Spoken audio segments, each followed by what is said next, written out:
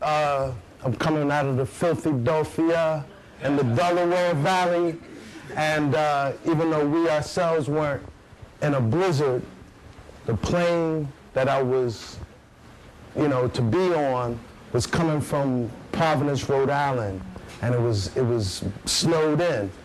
So I'm really just thankful to be here, because for a minute I thought they was actually going to cancel the flight.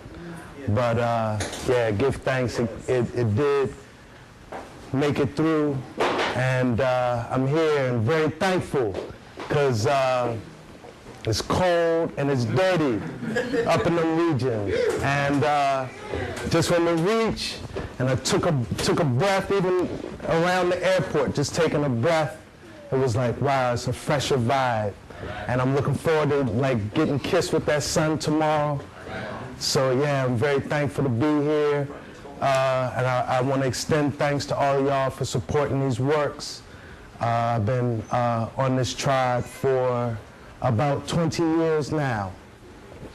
20 years I've been working with the Mineral Nation. Never my intention, but just being obedient and dutiful. And that's what got me here to this point. As the Brethren Ankh had mentioned, in the year 2000, I did scribe a book called Rocks of Ages, Ancient Technologies for the New Millennium. Ancestors really just put it on my heart to research our use of crystals and sacred stones.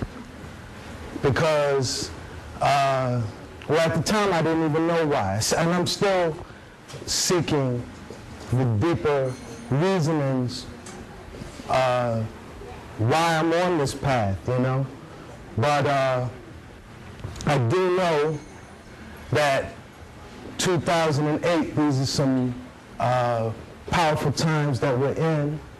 We're in a countdown to 2012, which, they say our Father's house has many mansions, so we have to study many traditions. And in the Mayan Olmec tradition, the winter solstice of 2012 is like a judgment time. So we're like 4 years, less than what? 4 years and counting.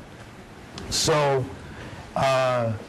we really have to be in tune with ourselves, in tune with the earth, empowered spiritually, and that is in line with the works with the crystals and sacred stones.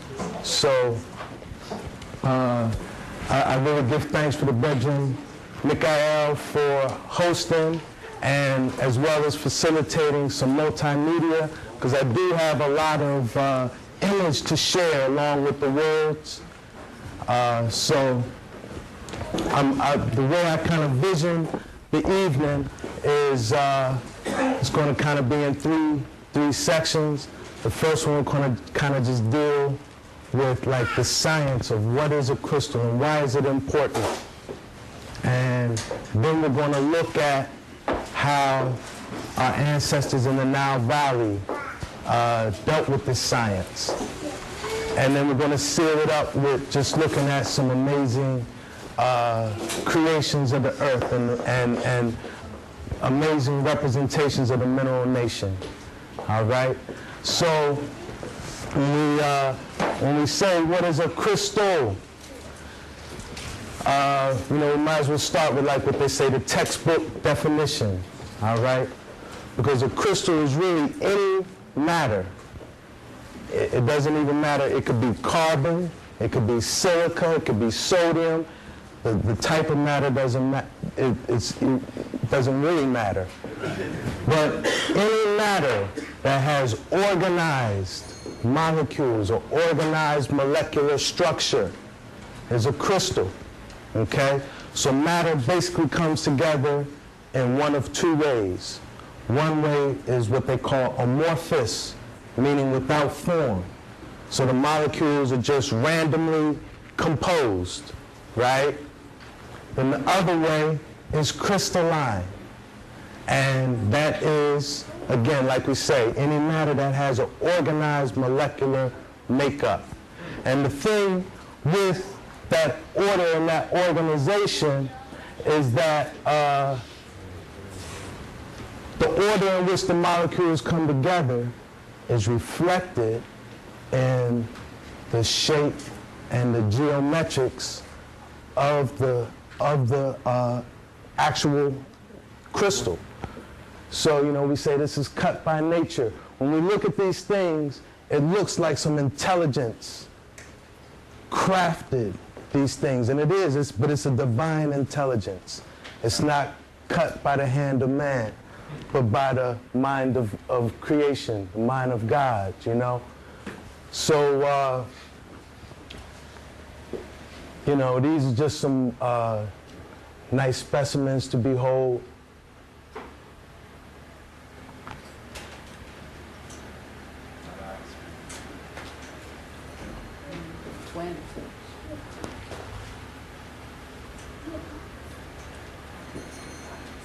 And here's an example of this molecular structure that we was talking about. So up top is an example of how you might find molecules in an arranged, organized pattern. Here you have them just randomly distributed. And let's reason on a couple of examples in nature real quick. One I like to reason on is water, because water freezes in two ways. Ice, which is amorphous, all right? So now, when we freeze ice, the molecules don't arrange or organize themselves. So it's amorphous, without form. So what form does the ice take? Whatever vessel we put it in when we freeze it, right? The other way water freezes is what? A snowflake, all right? And a snowflake, when you think of a snowflake, you see a snowflake has symmetry, right? So what's on the left side is on the right side, what's on the top is on the bottom. It has balance, and you see the order and the structure of the way those molecules coming together reflected in the entire snowflake, right? So, but however, when we talk, like when you say crystal, right, more often than not, what people are speaking on is what's called quartz crystal, right? For a couple of reasons. One is what it's made up of, silica and oxygen, silica dioxide. And silica is one of the most abundant elements in the Earth's crust. 32% of the Earth's crust, 1/3 of the Earth's crust is made of silica. So y'all are in a silica-rich region. What's silica-rich down here? Sand. The sand, absolutely. So because silica is in abundance, quartz is in an abundance. So more often than not, when people speak of crystal, this is what they're speaking of, all right? But this is the crystalline form of silica dioxide. What's the amorphous form of silica dioxide? And we see it and use it daily, multiple times throughout the day. Glass. Glass. So glass is to ice as a snowflake is to quartz crystal. You know? Whereas glass, you can melt the sand and form it in any shape you need. You can make it a windshield, a glass of water, whatever you want to shape that glass into, you can, just as if it was ice. But quartz will usually only grow a certain way. It'll grow hexagonal. It'll have a six-sided nature to its body, and it'll always come to a peak or a termination, okay? Just like a snowflake will always have his, and just like every crystal is different, you'll never find an identical crystal, the same way you'll never find an identical snowflake, but they all still are formed by the same omniversal laws. And so they all have an affinity and likeness with one another. Yeah, here's some more examples of like how random molecules may appear versus organized molecules, you know? But now, why is this important? Why is it important? Why, you know, so what? The molecules are organized. Organized, and just, we know within ourselves, when we are organized, we're a force to reckon with. When we're disorganized, we have no energy potential. We can't do nothing. We're in a state of chaos. Wow. So the same way on a human level is the same way on a molecular level. That when you have molecules that come together in an organized way, it gives that crystal energy potential. So when you see this, molecularly, this is what you're looking at. And that gives this energy potential. All right? And when we say energy potential, what we mean is that crystals can either generate, transmit, conduct, or broadcast either radiant energy, which is like light, radio waves, any energy that's going to move, or electromagnetic energy, something that is like a current that's going to run through power lines. So that's why crystals are important. Okay? But now, I'll probably hit that in a second. Yeah, I actually will, because now Bobby Wrong is aware of this. Bobby Wrong is aware of the energy potential in crystals, and they use it in their technology. As a matter of fact, all modern technological gadgets is based on crystal technology. Okay? Computers is quartz.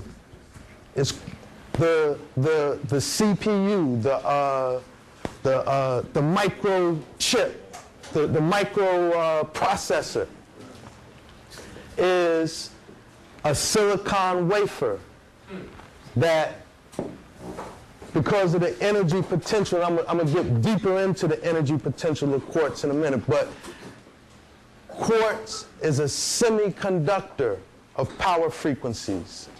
And so a semiconductor is a material that alternates between conducting and insulating. But the thing is, it does it in a rhythm. So for real, what that microprocessor is doing in the computer, it's like beating a drum. It's like playing a drum. It's a certain rhythm. And that's what they call the binary code. That's right. On, off, on, off, on, off. But it's doing it like 1,000,000 times a second. Or if it's a gigahertz processor, it's beating at 1,000,000 times. Okay, 1,000,000,000,000 times a second. And they organize those rhythms. They organize the rhythms in bits and bytes. So in groups of 8, they block the beats in groups of 8. So like a off, off, off, on, off might mean something in binary code, you know? And that's how they set up the computer. Lasers, when you see that red light in the CD players, and the laser pointers, yeah, that's a ruby crystal. That's a ruby crystal that they're using to organize the light. Because ruby crystal, when you pass light through the ruby crystal, it'll organize the light. And that's how, and it's what they call coherence. It makes the light coherent. So the light's just not a random waveform moving throughout, but it's like a beam, a coherent, organized beam. Radios, TVs, cell phones, all telecommunication uses another power of quartz, that it's a resonator. A resonator is a material that can match an external frequency. So we have a broadcast antenna like Power 99. I don't know what y'all, like a station down here, but y'all probably got like a Power 99 or something like that. Hot 105, all right. So Hot 105 is broadcasting at 105 megahertz. And because crystals are resonators, when you turn that dial, the crystal in your radio is matching the frequency of 105 megahertz. It's resonating at the same frequency as that broadcast antenna, and that's what allows you to get the signal.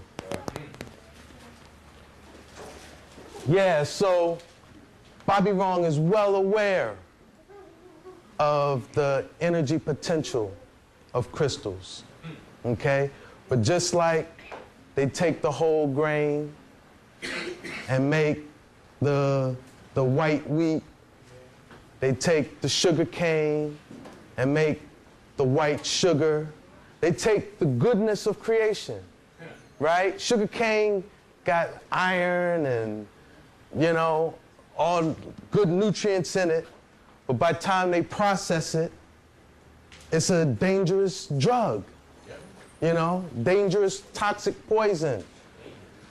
They take the whole wheat, and by the time they finish with it, you know, you got the wonder bread, you know, whatever, you know.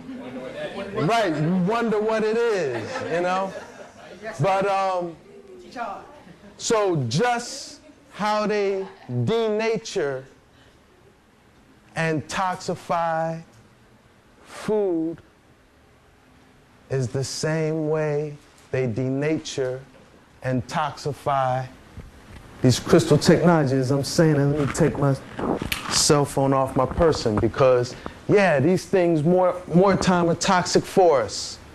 The energy, the frequencies that these things resonate with are not good for our spirit, not good for our mind, not good for our body over time, you know? So just like you can't deal the white bread and the white sugar, and you got to deal the whole grain and the molasses, same way. If we're going to deal with technologies, we need to deal with the natural technology of using the crystals in their natural state and mastering the vibrations within us. And why is it important to master the vibrations within us and around us? Because everything in creation is vibration. It doesn't matter if it's the highest, fastest moving cosmic radiation or the densest, heaviest form of matter you can imagine. When you look at it at its essential nature, it's a vibrational frequency. And we are vibrational frequencies, you know? And if you're not in control of your vibrations, you're not in control of your reality.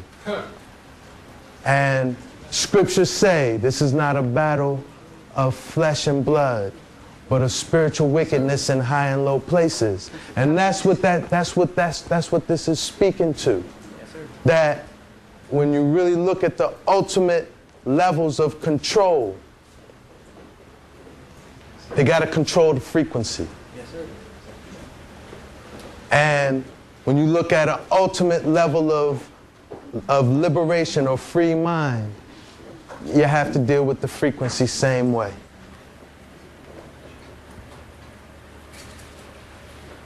Yeah, so you know what, this is just a little more enlightenment on the types of crystals, because there's actually 12 crystal types within creation. And these are the names of them. All right, so you got some we can vision just from our common knowledge, a cube, pyramid, but a scalenohedron. This is a crystal where the sides are all uneven. A dodecahedron is a 12-sided crystal. Dodeca is 2 and 10. and hedron is side. When you see hedron, that means side. Pentagonal, that's a five-side, that's a five-faceted, 12-sided. Rhombic dodecahedron is four-faceted, 12-sided. Tetrahedron is four-sided, octahedron, eight-sided. And here's some examples. So here's an octahedron crystal, and here's magnetite. This is more often than not the magnets we get aren't natural. There's two types of natural magnets. One is lodestone, and the other is magnetite. All right, so these are examples of magnetite. And really the only difference between lodestone and magnetite is that magnetite has an octahedron shape. All right. These are different examples of calcite that manifest some of those other forms. So here's a rhombohedron, and here's a scalenohedron. And all of these forms of calcite. Calcite is basically calcium, carbon, and oxygen, and it manifests in a wide variety of colors and crystal forms. Six-sided pyramid is what quartz grows in, but also your stones like emeralds and your beryls. Aquamarine, topaz.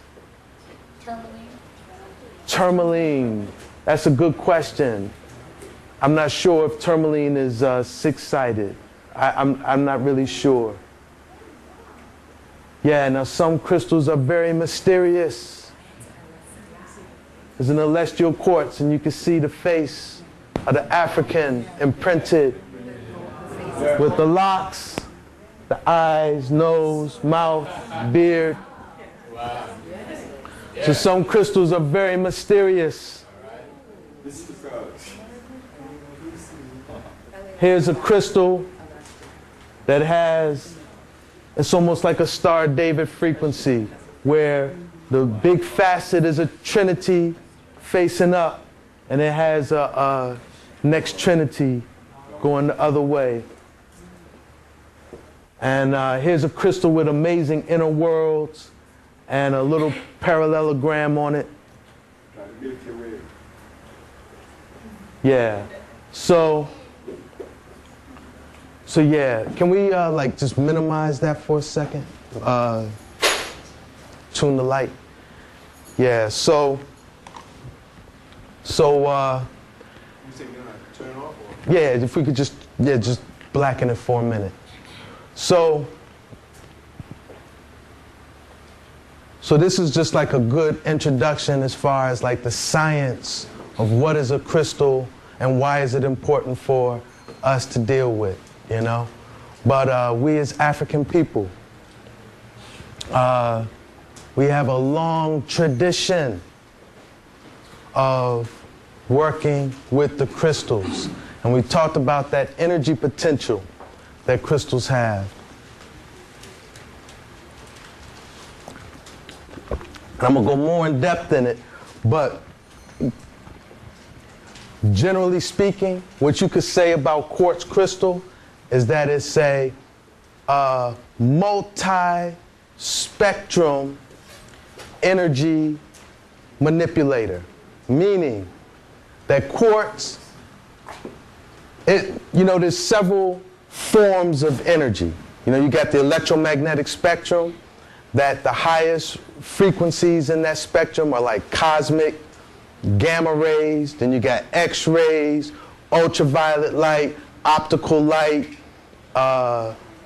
infrared light, which is heat, and then it moves on down in the power frequencies, magnetism, and then it actually moves down into the sound and the sonic range, right?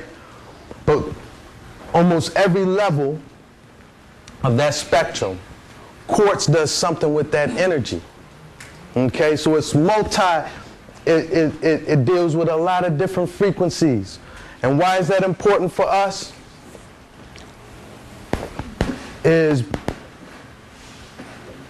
Remember we said everything in creation is vibration. And it seems like within creation, the Creator made certain materials that have that power to be able to manipulate and deal and transform a wide spectrum of energies. One of those materials is chlorophyll. Okay? Chlorophyll. And what is chlorophyll? Chlorophyll is green pigment of the plant. It's what empowers the plant to be able to take light from the sun and transform it into nutrition for its body, and in turn bless the ecosystem that it's a part of. Okay? Another one of those materials is melanin. Chlorophyll is to the plant that melanin is to the human. And melanin, okay, it's our pigment, right, that gives us the ability to take radiant energy from the sun, transform it into nourishment for our body. It's what allows us to take sound vibrations, right? Because when we lick the drum, when we chant the song, don't we feel it? Doesn't it nourish us? Right. So it allows us to take that sound energy and transform it into nourishment of our body, right? So we got chlorophyll, we got melanin, and then the next one is quartz crystal. Chlorophyll is to the plant, that melanin is to the human, that quartz crystal is for the earth as a whole. All right? So, there's a principle, another principle within creation that's called synergy. Synergy. All right? Syn means, I know it means a lot of things, but in this sense it's S-Y-N. And it means together. And energy, you know, synergy implies like bringing energy potentials together. And the principle of synergy says this: if I got something that has a certain energy potential, and energy potential means able to do some works, able to do something, able to manifest. So I have something that has a certain energy potential, and I got a next something that has a certain energy potential. If I bring those two things together to do the works, the energy potential available to me will be quantumly greater than if I just use the one over here, use the other one over here, and then try to add up them works. All right? So this that I just shared with you, this is our historic lens. This is our paradigm that we're going to look at the Nile Valley and our ancestors and how they use crystals and sacred stones. And it might give us insight into some of the unexplainable phenomena of ancient Kemet, how we were a monolithic, megalithic people able to build a sphinx out of one stone. The sphinx is like Lalibela, it's carved out of one stone. Pyramid formed in 2-ton megalithic stones with no mortar. Just the cut is so precise, that's what hold it firm. For how long? How long it's been there? You know? So this is our paradigm. So we ready for the next one. Are there any questions before we move forward?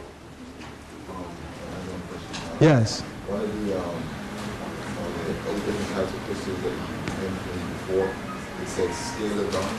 Scalinohedron.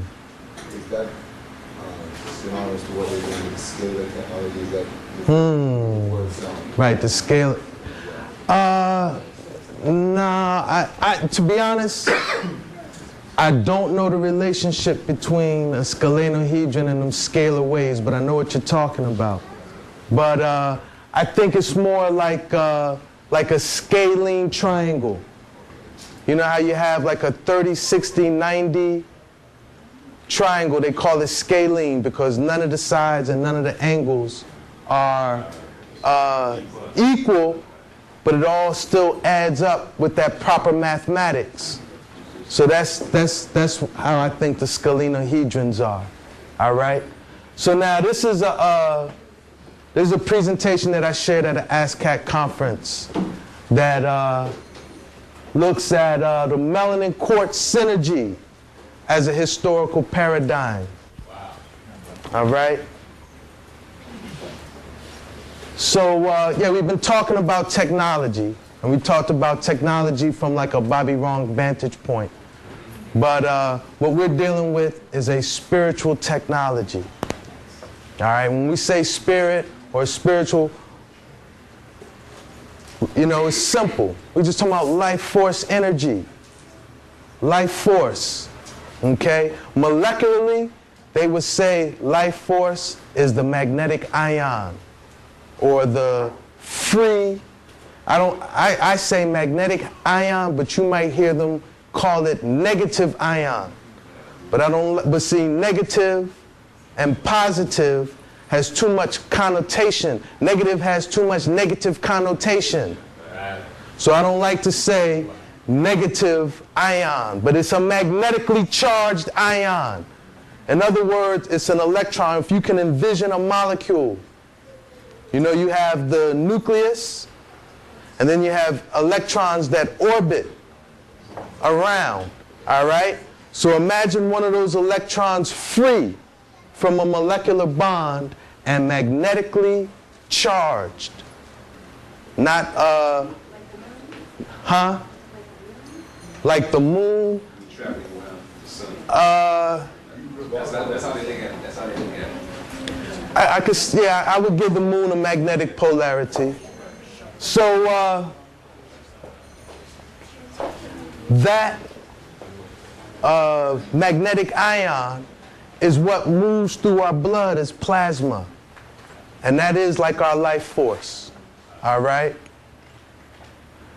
But, you know, that's like the scientific blah, blah, blah. But for real, it's life force. It don't really need an explanation or a definition. If you breathe and you feel life, you know life. So spirit is life force energy, and technology just means using tools. The study of anytime you see ology, that's study of. Technology is the science of using tools. So when we talk about spiritual technology, we're talking about a science or study of using tools to generate, enhance, harmonize life force. And yeah, the Kemites, them dealt with two main tools in their spiritual technology: sacred stones and their melanin. All right, and why I kind of introduced this, that both melanin and in particular quartz crystal are multi-spectrum conductive materials. And these are materials that can simultaneously act as a superconductor, conductor, semiconductor, or resonator of various forms of electromagnetic energy. All right? And real quick, a superconductor is any material that will allow energy to move through it without offering any resistance. It offers no resistance to the energy moving through it. All right? A conductor allows energy to move through it, but it offers some resistance. Okay? So for example, copper wire is a conductor of power frequencies, but it doesn't superconduct the power frequencies. It offers some resistance to that electrical current moving through the wire. And how do we experience that resistance? Heat.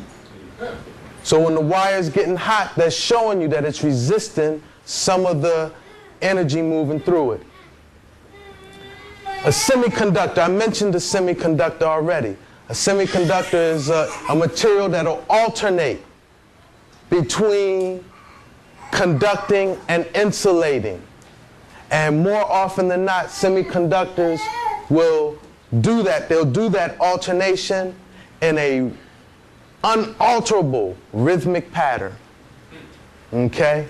And then a resonator. I mentioned a resonator. A resonator is a material that'll match an external frequency and hold that same frequency as the external frequency and resonate with it.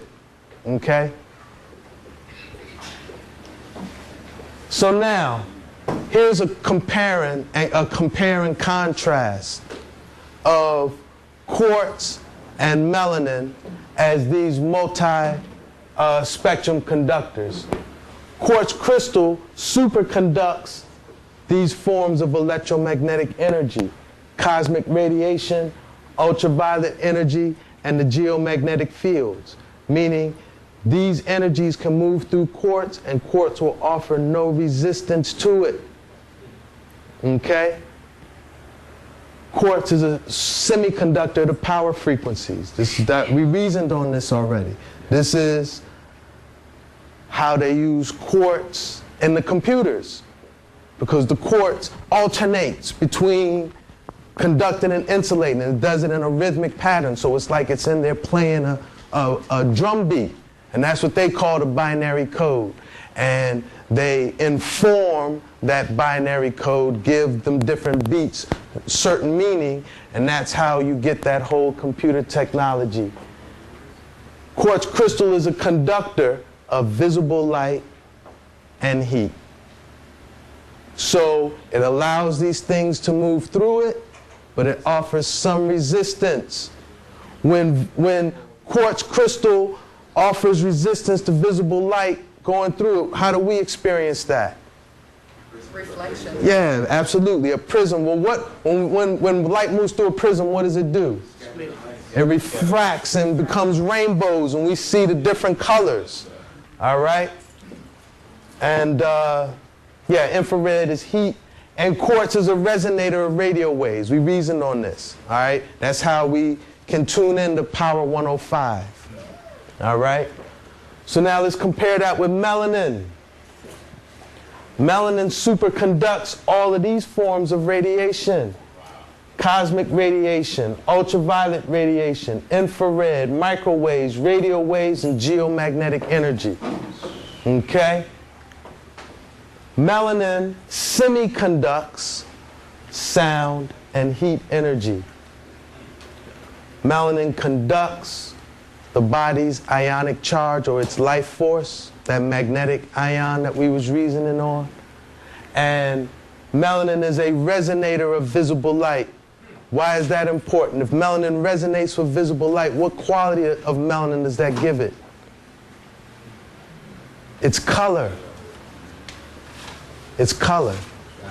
All right? All right, we reasoned on this. We reasoned on synergy. That, you know, I got my melanin, right? So I just, by birthright, Most High has blessed me with the potential to do certain works. But when I combine that potential with the potential of crystals, and particularly quartz, the potential that I have is quantumly greater than if I was just dealing with my melanin on the solo.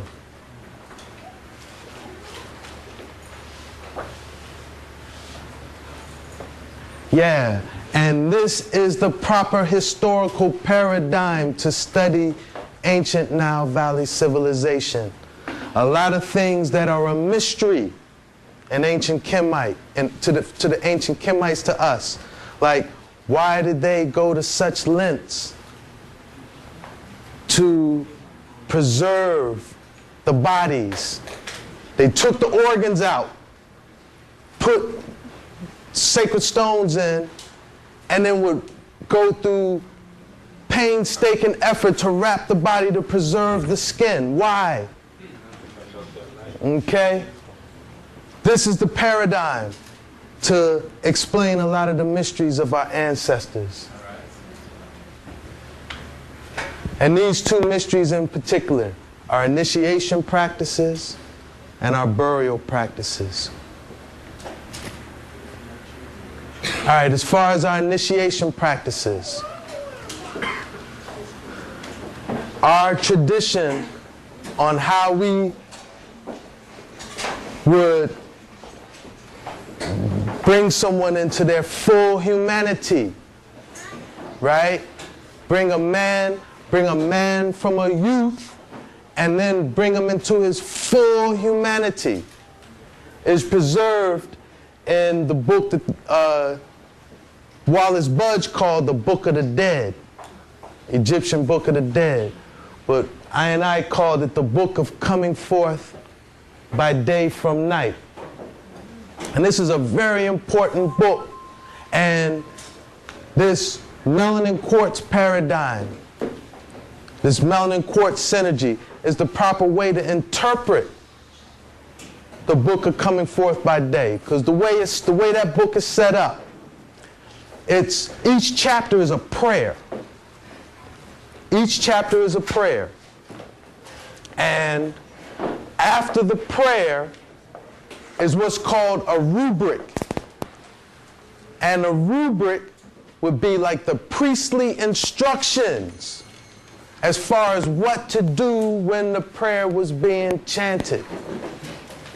And more often than not, these were the rites that we would do to bring someone into their full humanity. So let's look at a couple of these important chapters. Okay, this is just explaining the setup of the book. Yeah, so this is one chapter of transformation into a god. And this is how it reads. I have taken possession of the Uraret crown. Ma'at is in my body. Her mouth is of turquoise and rock crystal. My homestead is among the furrows, which is lapis lazuli. So when I read, Ma'at is in my body, her mouth is turquoise and rock crystal, what does that tell me? That tells me they were implanting crystals into the body and using these as vehicles through which they could commune with the natural order of creation. And now let's meditate on who Ma'at is and what she represented. Ma'at embodied truth, justice, righteousness, harmony, and order. Ma'at is universal order, right? She's omniversal order. And the beauty of order, if you in order, and the judgment that comes if you out of order. So that's what Ma'at embodied, right? So, what better instrument, what better thing to have to allow Ma'at to speak to you and speak, through, other than a crystal. Why? Because what do we say a crystal is? Anything with what? An organized molecular structure. Somebody asked me to repeat that? A crystal is anything that has an organized molecular structure.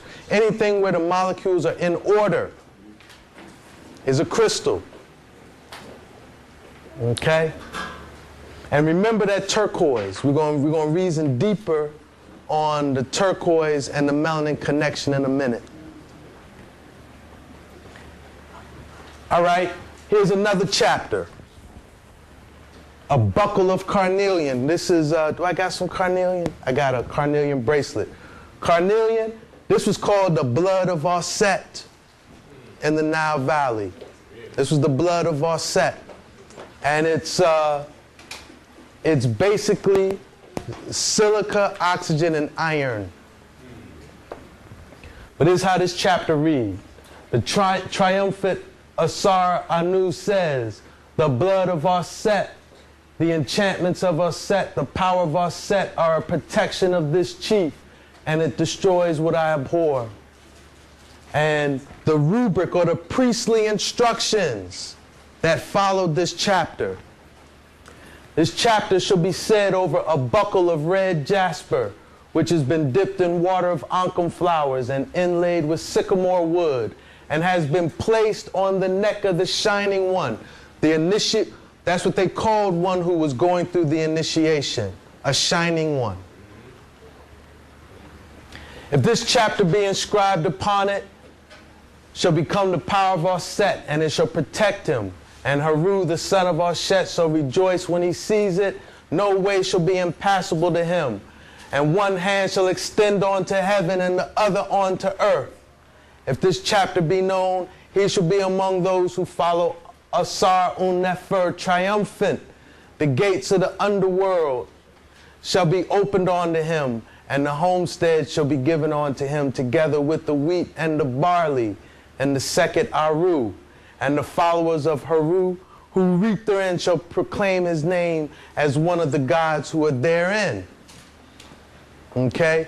So you can see in this initiation process of the process of I and I becoming fully human, one of the things they would give us to keep us protected in our journeys would be a necklace made with carnelian that was inlaid in sycamore wood and blessed with oncom flowers, and would have these prayers chanted over it.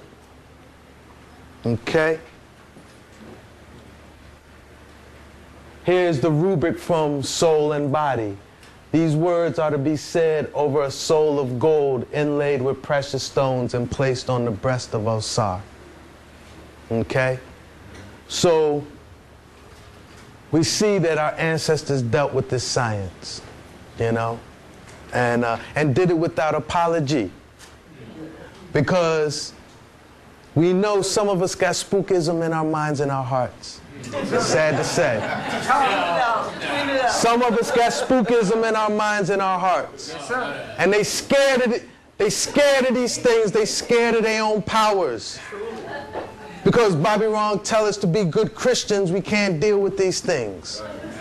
You know? This is right. Here's some examples of how the Kemites adorn themselves. This is an image of Nekhbet, fashioned in gold and carnelian and turquoise and different quartz. This is an image of Ra Heru Kuti with gold, lapis, carnelian, and turquoise. And remember lapis, remember turquoise, because we're going to reason on these things in a minute. This is an arc of gold inlaid with lapis and feldspar, which is basically moonstone, supporting a crescent and disc of electrum, which is a blend of gold and silver. Okay? And that was, the Kemites actually valued silver more than gold.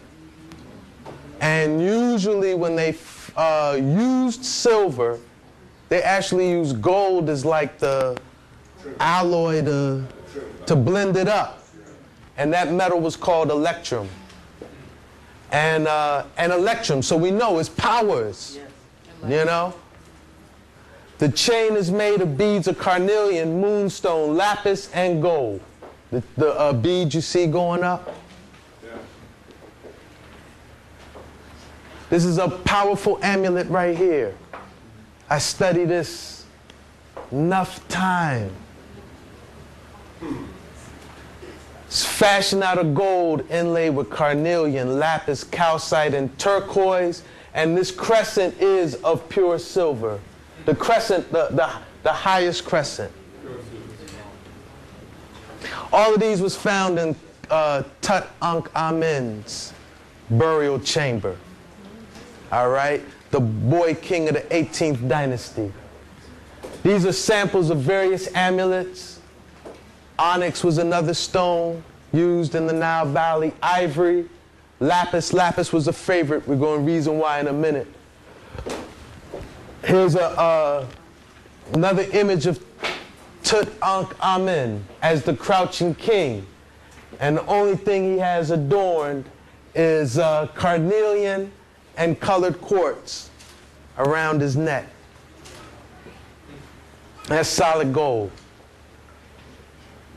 All right, now, I told y'all, keep in your heavens, lapis,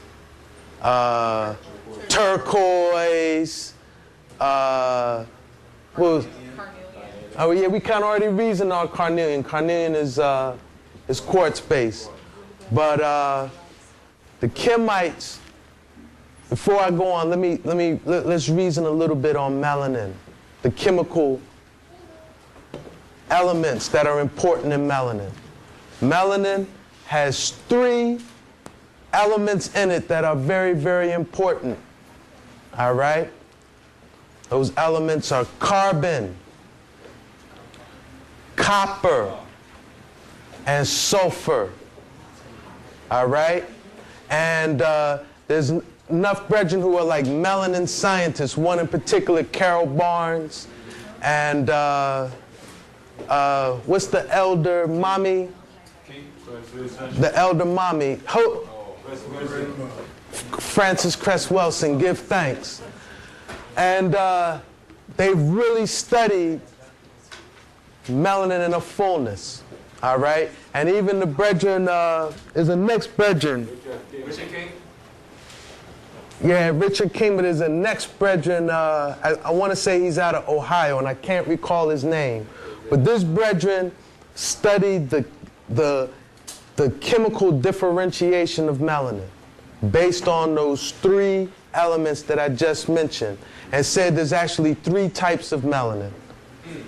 Okay, the first is called eumelanin, EU melanin, which basically just means real melanin or true melanin. And that's a copper-based melanin, carbon-based melanin. That is the carbon-based melanin. And it's characterized by the rich blackness in the pigment. Okay? And so that eumelanin, carbon is the predominant element. And that's why it's black. Because we know anytime how do we see carbon in nature? Like charcoal, right? You think soil, you find carbon in nature, like decomposing organic material is what? It's like elemental carbon. It come when rich. It's black. Say what? When a storm is coming, it's black. With lightning. Yes. Yes. So, carbon, what does carbon do for melanin? Carbon is what allows melanin to absorb and take on energy and remain stable and not break down. All right? That's very important. But then there's 2 other types of melanin too, and it's called pheomelanin, which means like melanin. All right? And one is copper-based. And these are our red brethren and sistren. The brethren and sistren that you, like, when I think of the copper-based melanin, I automatically think of El-Hajj Malik El-Shabazz. Detroit Red. How the man had red hair and a red tint. You know what them call it? Copper tone, right? And what does copper do in melanin? Copper does in melanin what copper does in electronics. It's a conductor. It allows electricity or that ionic charge, because we're electric, right? Because when they want to know what our brain is doing, what do? They hook up the EEG that reads the electric impulses in our brain, right? So what's conducting that electrical charge within us? It's the copper in our melanin, all right? And the third is the sulfur-based melanin, all right? And these are our golden and our yellow brethren and sistren, okay? And what does sulfur do in our melanin? Sulfur is the heat regulator of the body, okay? Any spicy food, onion, garlic, pepper, high sulfur content, all right? And you know what them say about we is true. When we come together, we generate heat. Why? Because we have sulfur in us. All right? And, but now, each one of these melanins has its, like, positive attributes and its challenges, right? For example,